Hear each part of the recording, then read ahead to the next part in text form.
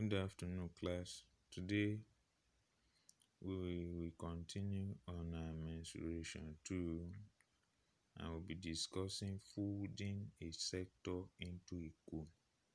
A sector, as we said in mensuration 1, is a region enclosed by two radii and an arc. Here is a sector with angle theta, radius r, length of arc L.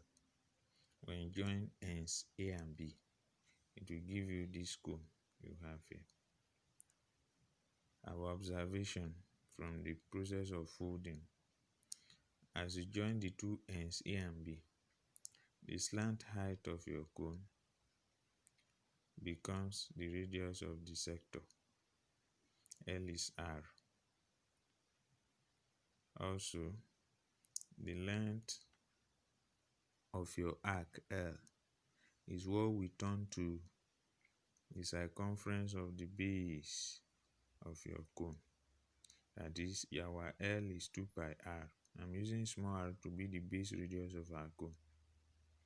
Your length of r, in our previous knowledge, we said is theta over 3 times 2 pi r, big R, which is the radius of the sector. And the circumference of the base of the cone is 2 pi small r. The small radius, the base radius of the cone. Circumference of a circle is 2 pi r. Divide through by 2 pi. This 2 pi will go, this 2 pi will go. You'll be left with theta times r over 360 here, while here you'll be left with r. With this, we generate an important formula, that is a formula that relates the base radius of your cone, the angle of your sector, and the radius of your sector.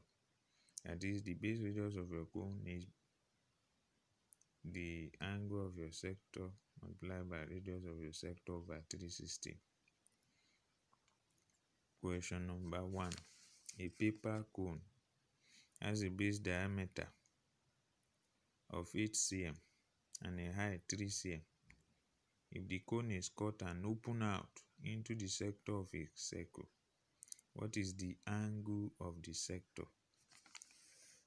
Now, here is your cone. The base diameter is 8, therefore its base radius is 4, half of diameter. The height is 3 cm. Use your knowledge of Pythagoras theorem. Get the slant height. That's the first thing you will do. And from your knowledge of Pythagoras theorem, the slant height is the hypotenuse, so square of it is 3 square plus 4 square, 9 plus 16, which is 25. Take the square root of both sides, and L becomes 5 cm. After you've gotten your slant height, you can do the folding now. You can do the cutting now. Cutting this, opening it to form this. As you do the unfolding, as you unfold this cone to form this sector, your slant height automatically becomes the radius of the sector. Then you use that relationship. Base radius of our cone, which is 4, is the angle of the sector, which we call theta, times the radius of the sector over 360, plus multiply. You have this, divide through by 5, and theta becomes 288 degrees. Example 2. A sector of a circle of radius 7 cm, subtending an angle 210 degrees at the center of the circle, is used to form a cone. Calculate to the nearest whole number the A, base radius of the cone; B, height of the cone; C, total surface area of the cone; D, volume of the cone; E, vertical angle of the cone. Take pi to be 22/7. You draw your diagram. Here is your sector. You want to fold it to form a cone. As you join these two ends to form this, the radius of the sector automatically becomes the slant height of the cone. Always put that in mind. Then use this formula to get the base radius of your cone to answer A. The angle of your sector is 210 degrees multiplied by the radius of the sector over 360, and we will have the base radius of the cone to be 4.08 cm. We are to give our answer to the nearest whole number, which means you don't go beyond this point and you don't take anything from 0 to join your 4, therefore it's 4 cm. The next question is the height of the cone. Draw out this part of the diagram, bring it out.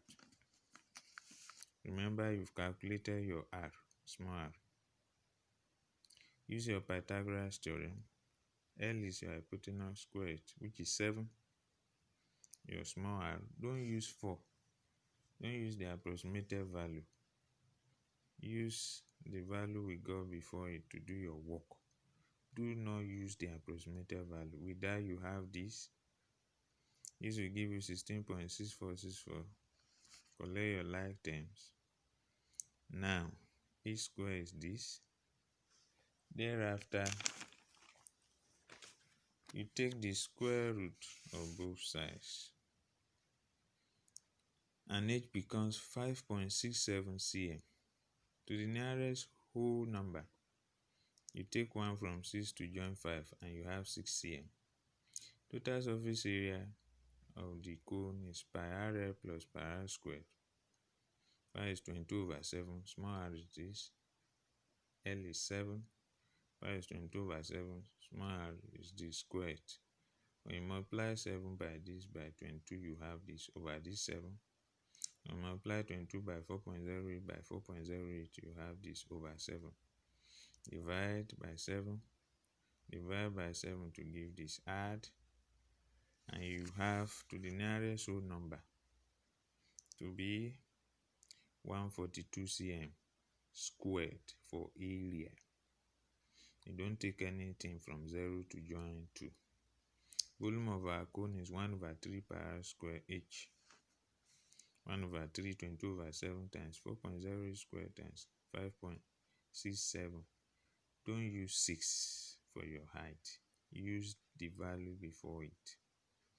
The same thing as we did in R.